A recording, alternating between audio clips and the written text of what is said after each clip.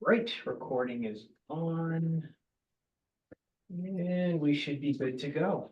Okay, thank you. Welcome everyone to the Bellingham MBTA Communities Zoning Amendments. Subcommittee meeting. Thursday, September 12th. Thank you everyone for being here. First item on the agenda is the draft language of the zoning bylaw, which I think our focus is going to be on the purpose, which is the beginning portion, section A of this bylaw. If anyone has any other thoughts in the remainder of the document, I think Rob is still working on some of those items with Judy and the rest of the group. So I think for now, we just focus on the purpose. So Rob, if you want to update us on your proposed amendment? Yeah, let me pull it up. I know in your packets, I tracked the changes. That's why you're seeing the red. So what's crossed out is what I changed. So I'll pull it up on the screen so everybody can see.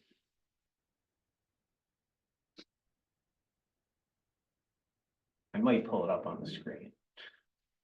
There we go. All right. So It's behind you if you want to see it oh, and it's on these screens as well. I don't know, it's easiest. Kind of fun. Okay. So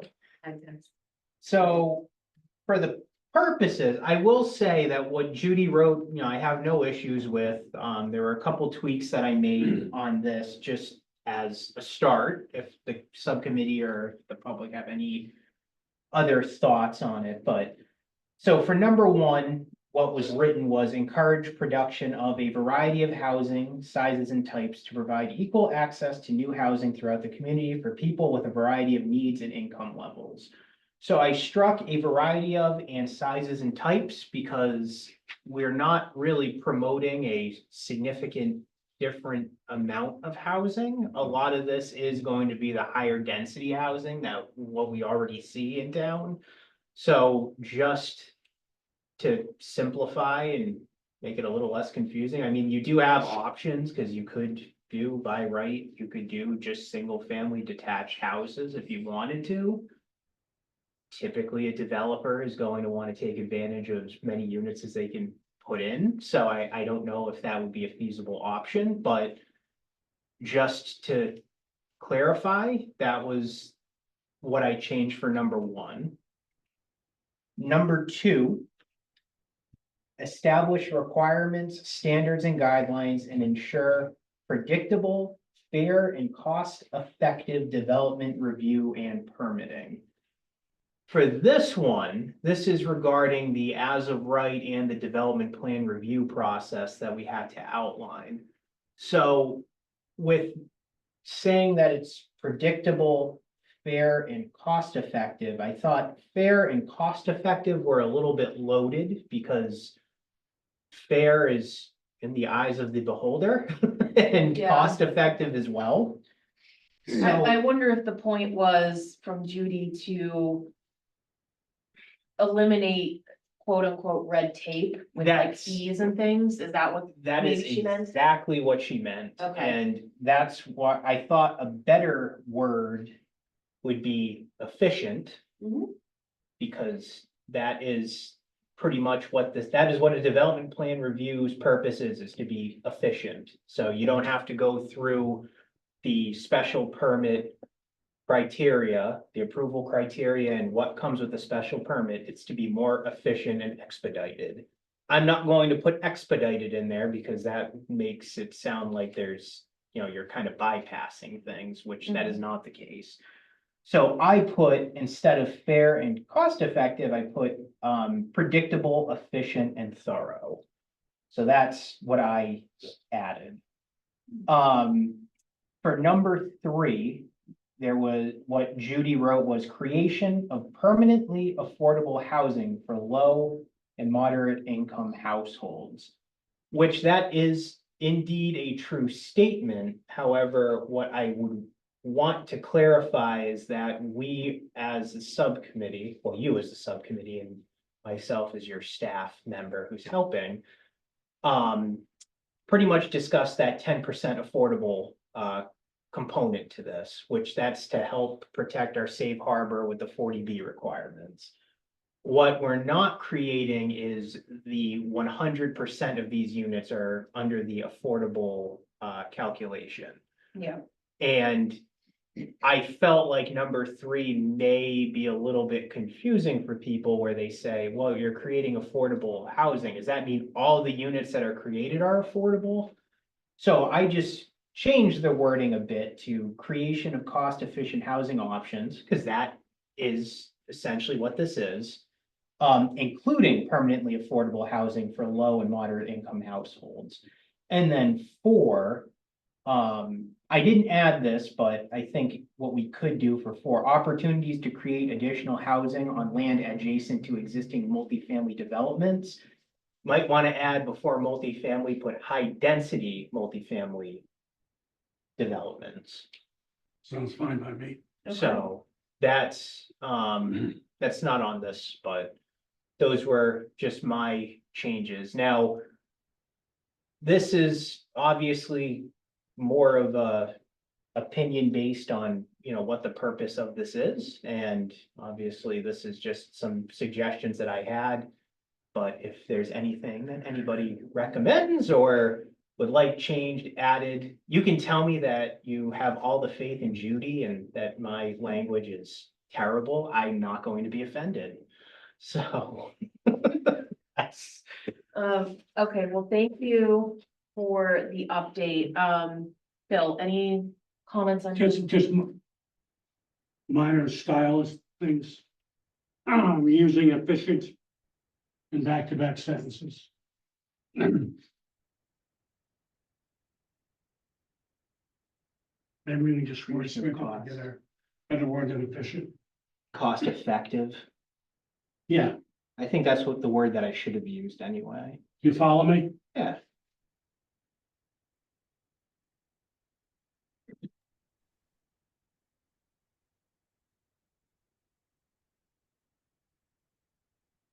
Now, okay, since you're doing that, let me throw this out to you. Slight difference. Very minor. Creation of cost effective housing options, including. Or options for housing, including. Just flip the two. What, so can you repeat? Cost effective options for housing, including.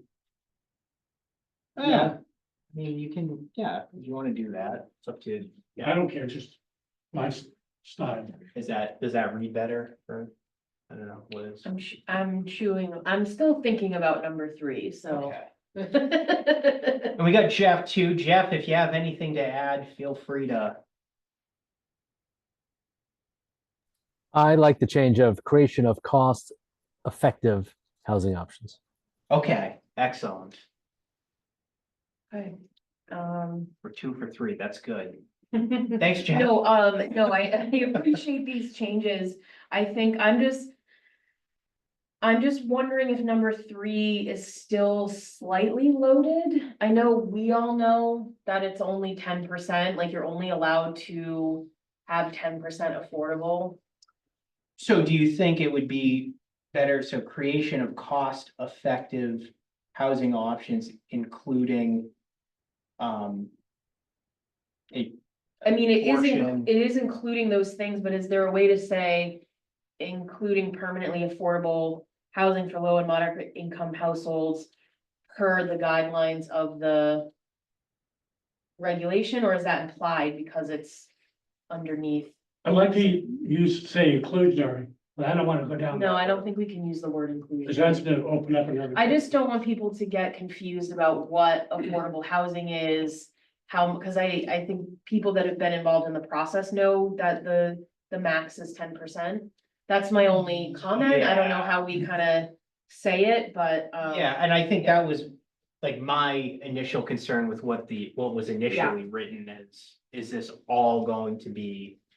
Could we even say like up to 10% of, I don't know, that might, but that comes later, I guess, right? In the regulations. If I may, Oh, sorry, go ahead, Jeff. I'd be a little I'd be loath to specify a percentage at this point in the article. Yeah, I get, yep, I see what you're saying. Maybe I'm overthinking it, maybe. No, there's- I don't think you are. I think you could go down a rabbit hole. Can we say including, A portion. allowing? Permanently affordable, What if we said permanently restricted or deeded? See, affordable is people that think different things. right, Like we've already seen it at some of our public meetings. so if we say creation of cost-effective housing options that allow for.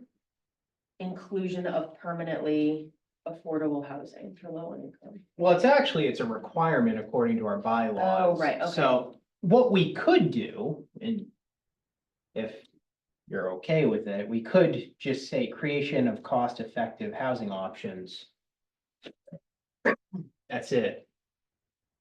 Because the permanent or the 10% affordable housing requirement, it's in the bylaws. Yeah. So Jeff, what are your thoughts on that? Just, Well, I think cost-effective housing options on its own is quite relative to how much if you make $1 million a year, you have certainly a different threshold of what a cost-effective housing option is.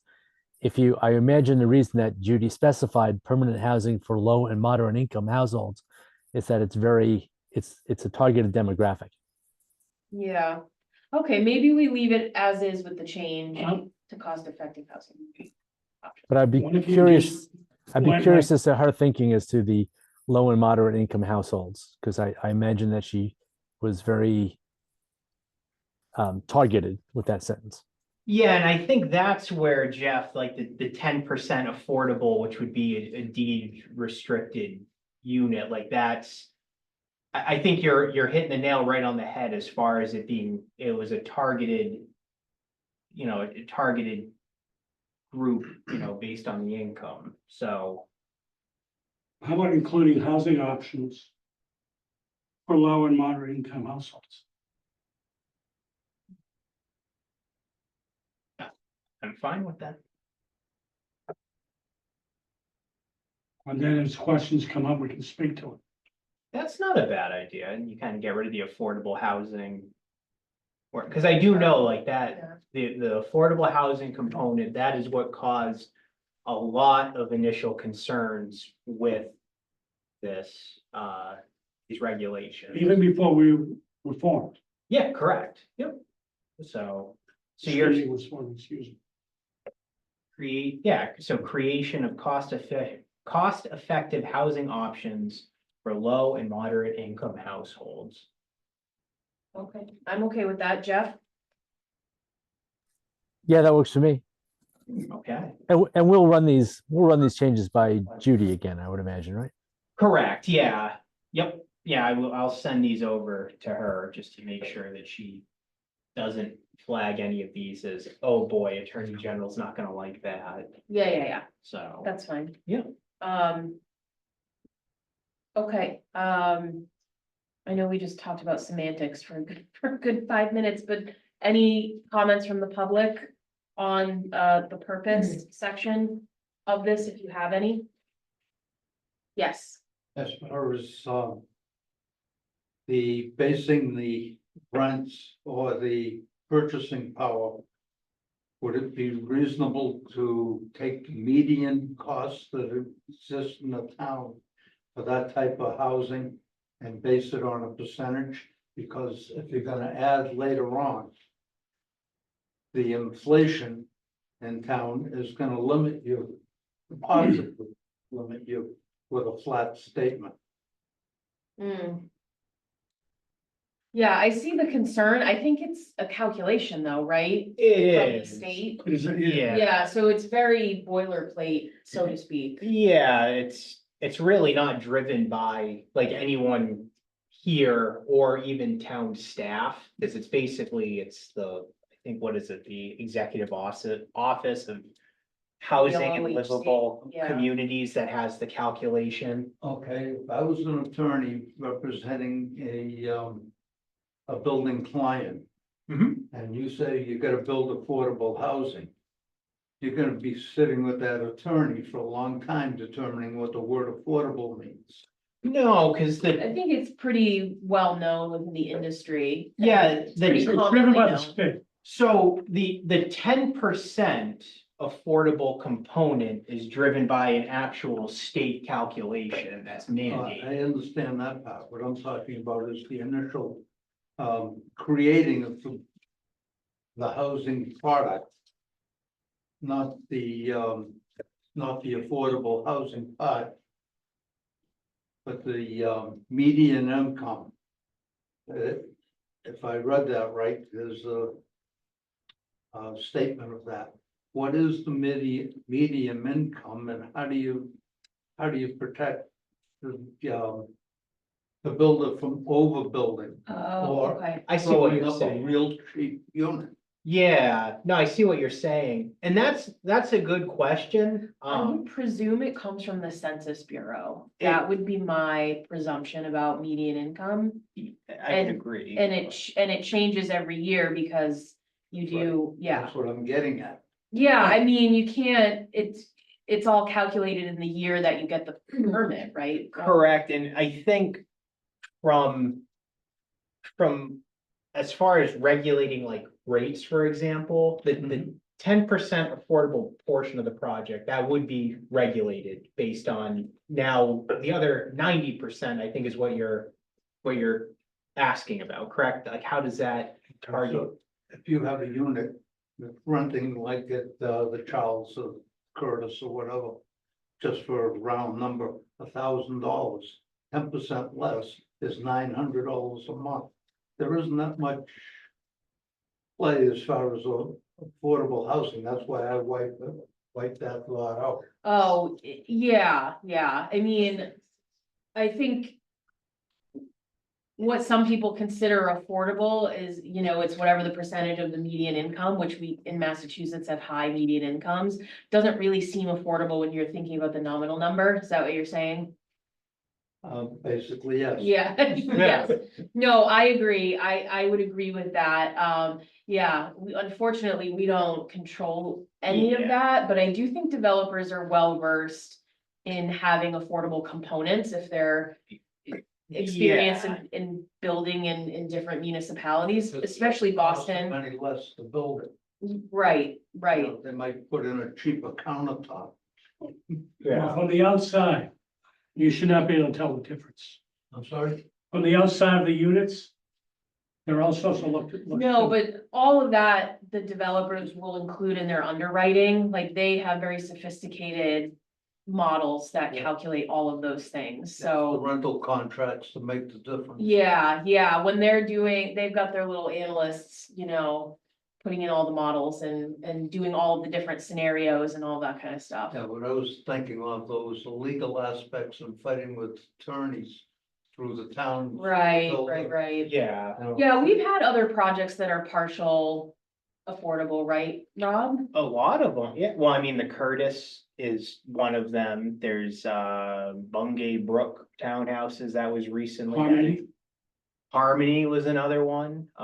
Yeah. There's been a so- lot. yeah. There's not Red Mill, but But I do appreciate the concern, on your comment. I get where you're coming from on that front. If it's based on medium income or the base of the median cost of building, then inflation automatically kicks in. There's no argument. Yeah. We can't control that. No, you can't. No, but construction costs have come down recently. And if I'm not mistaken, that's driven geographically. Mhm. It's not town-based, correct? Because our calculation is based a lot on Greater Boston as opposed to Greater Worcester. are you talking about the The affordable, it might be housing? county-based. I am not entirely sure how it is calculated because it's, you know, it's the Executive Office of Housing and Livable Communities that does it. I know I've had to review a couple of the applications, because eventually what happens is this gets submitted to the state, the developer is required to do Right. that. They file an application with them.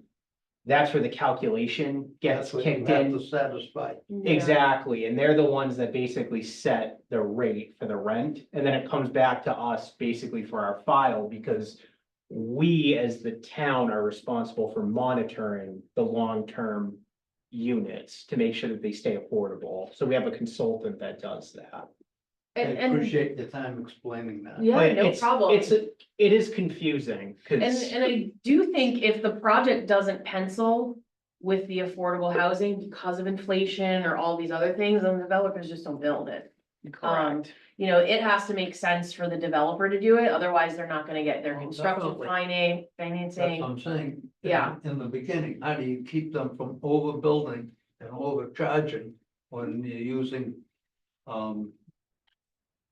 undefinable words? Yeah, well, the affordable housing piece is definitely a set standard. I mean, market rate is market rate. If renters aren't gonna pay whatever they're charging, then, you know, they probably won't rent them in an ideal world, you know, if it I'm supply sure there demand won't be any vacancy works the fault. way it's supposed to. But yeah, that's, you know, that's probably Yeah, a tomorrow problem. This. yeah, and it's bigger than Bellingham, it's. It is. Yeah, It's- yeah. It's a And for big, these developers, the opportunity for them is in the density. So that's why we will have people bidding. Mhm. This will be popular. I don't think it's gonna go unnoticed. yeah, I mean, I think that's what you're saying, I think is exactly why a lot of communities that don't have the high density apartments or housing in their town. I think that's why they're very concerned about passing something like this, because they know it's most likely gonna come. I mean, by right, high density housing is, Yeah. that's very profitable, so. Mhm. And that's why I think Bellingham is in a lot better shape than a lot of other communities as far as the way that we can approach this. Yeah. I appreciate the clarity. Thank you. No, you're Oh, yeah, no welcome. problem. Happy to explain. So Rob, I think we're all kind of in agreement on the path forward for the purpose section. Yeah, everybody's good with my changes with, I know we're gonna change 3 to be, so creation Yeah, I of think cost everything effective else housing. makes sense to me. Yeah, I don't know, Jeff or Bill, if you had any other comments, or if you wanted to add any additional purpose items. No, As long as we're comfortable, running our changes by Judy. Yeah, well, I'll definitely send them to Judy. and yeah, and town council, right? Yep, Yep, okay. definitely. Okay. So I know I said we were just gonna focus on the purpose section. I don't know, Bill, if you had anything else you yeah, wanted. just for your benefit, can you go down to page 3? Yes, Well, you want me to pull it up on Oh. here? Yes. I'm not flipping it. No, it addresses this question Oh, about affordable, moderate, multifamily. It's defined within the document. If you look here, it outlines what affordable is, low and moderate, and multifamily.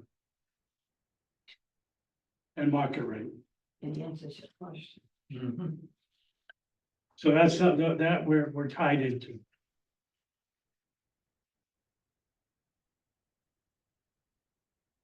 And then the other item too, that was mentioned at the last meeting was, the frontage requirement for, it was the North Main Street mhm. site. So I took a look, because the purpose of that, and what I understand from Judy, was we want to make sure that the existing parcels that are there, because there's some smaller ones, that we don't cause them to be existing non-conforming. Yep, So, with that, I would feel comfortable with a frontage of 100 feet for that, because I think the smallest one is about 130 feet wide, based on my calculations and available mapping. So, that way, it's not going to be existing non-conforming. okay. And Is that's what that Mechanic Street, is that standard for, that area, yeah? yeah, that would be, Okay. yes. So that So, gives you about 30% to play with, correct? yeah, I mean, if for some reason, if somebody wanted to buy like those 3 lots and consolidate, because there is an existing single family house on one of them, so if they Mhm. wanted to take a portion of the land from that lot and maybe merge the other 2 with some from the other lot, you know, they have options. And they're, once again, they're not existing, non-conforming, so they can do that. So, Okay. That makes sense. and I'll run it by, once again, Judy and town council as well, Okay. so. Okay, anything else about, the proposed, zoning amendments? Before we The move zone on, bylaw. bylaw, I'm sorry. Oh, it says amendments. Bylaw. Okay, I'm not hearing anything. Did everyone on the subcommittee have a chance to read the meeting minutes from the last, from September 5th and August 15th? Yes. Yes. Okay,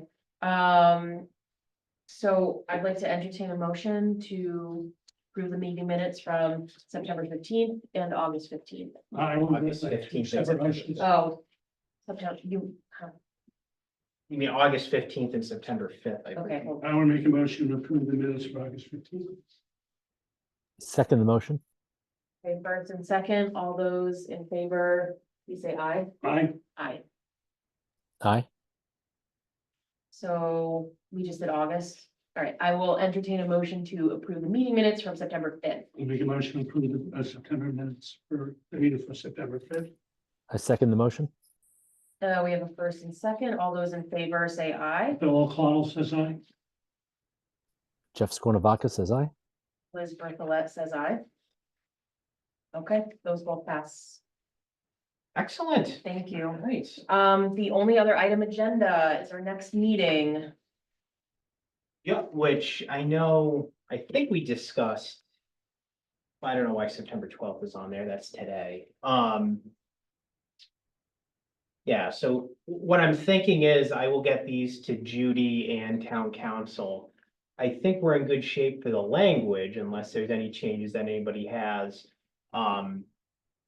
What I think now we should be maybe gearing up for is just another meeting perhaps for preparations for October 15th. We already have items in motion to get the word out, which will be ongoing. Do we need to have another meeting before the warrant article is due, or is that what tonight was for? I think it would be helpful. Oh, So what is the, it due? the warrant article closes next Friday and it's posted on October 4th.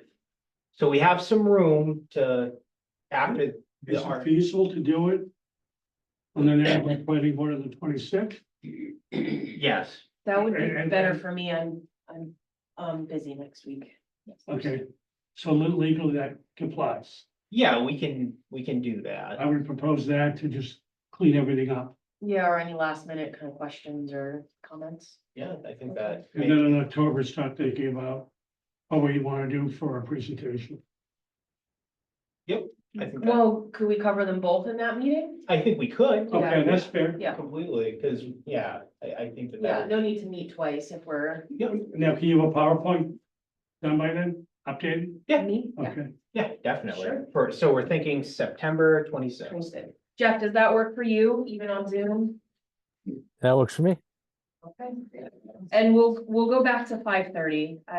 I moved it to 6 and then I came at 5:30, so. We can go back to 5:30. We're gonna do 5:30. Yeah. 26, 26. Thursday. We're trying to stick with Thursdays. Yeah, we do not want to do Fridays. No, we don't want to do that. Folks, is there any reason we couldn't include the Zoom link in the calendar invites? Yeah, I can do that, Jeff. My apologies for that. That was definitely my blunder. Or is, thank you. Yeah, I will do that. I'm gonna say I have 2 meetings in a row where I did not share the Zoom link. Yeah, thank you, Liz. Yeah. Jeff, do not take it personally, please. Okay, we are set for September 26th. We will have any kind of last minute things to button up for the warrant article. Yep. We will come with some updated marketing material for our event on the 15th. And then could we ask Dennis to be there to give us an update on other outreach that he's been working on? Yep.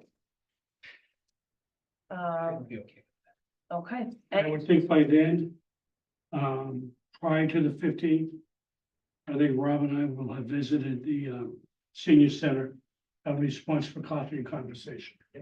Probably on the 8th. Okay. And maybe, Rob, I don't know if we want to encourage other departments or other committees to come to one of the meetings, maybe the 26th. I know we tried to get people to come to the outreach, and it didn't quite happen. Other you're talking Like about. town, like Concom and Yeah, I can see if. people that maybe haven't been attending or maybe need an update or just want to know what's going on. Yeah. No, I can definitely reach out. Just shoot an email Yeah. and see if people want to come to our meeting. Yeah, no, definitely. I can see if anybody's interested. Yeah, I think as we get closer, it would be helpful to kind of Yeah. No, get people definitely. to, keep thinking about this in the run up to November. Definitely. Okay, any other comments, Bill or Jeff? None here. Okay, great. Any other comments from the public? So I just have two questions. Yeah. There's a big yard sale at the senior center tomorrow. Do you have? Saturday. Saturday, I'm sorry. Saturday. I keep saying tomorrow. Do you have any flyers? Do you have any? I can get you flyer. You want, what I'll do is I can update the old ones that had all the information on it, because none of that has changed except the actual outreach date. Yeah, Yeah, the one with the maps on it. yeah. Yeah. That one I yeah. think We both can of us post will. on the window, on the door when they come in. You know, Yeah, something for definitely. them to see, yeah, because there'll be a lot of people coming. yeah, Yard sale is very popular, yeah. and, do you, want to bring it? Do you want me to pick them up? I know I will be out of the office tomorrow, but I can have them available in the office if you want to pick them up, or I can ask Amy to drop them off at the senior center, whatever works best. I don't care. I would have Kay come and pick them up. Okay. I think it would be Yeah, best that to way have Amy doesn't have to coverage. leave the office. Yeah, and we have minimal coverage on Fridays in that office, so, okay.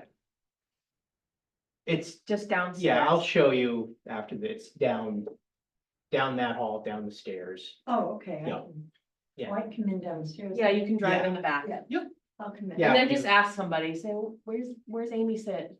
Yeah, As long as they give me a GPS. They'll direct you, yeah. you'll say, you can ask, I'm looking for Rob's office, and then somebody will give out a big sigh and say, oh, he's down there. So he's not here. Yeah, Do that. I just think it'd be I think that's good. for- Yes, yes. definitely, we have those ready, It's so, actually Jim's idea.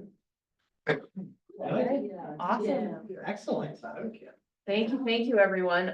So do we need a motion to close the meeting? Yeah, I would make a motion to adjourn. Entertaining a motion to adjourn the meeting. Jeff, I've made all the other motions. Make a motion to adjourn the meeting. I'll second that. Thank you. We got a first and a second. Everyone who is in favor of adjourning the meeting, please say aye. Bill McConnell says aye. Liz Bartlett says aye. Scotovacca says aye. All right. Thank you, Jeff. Yeah, thanks, Jeff. Take care, folks.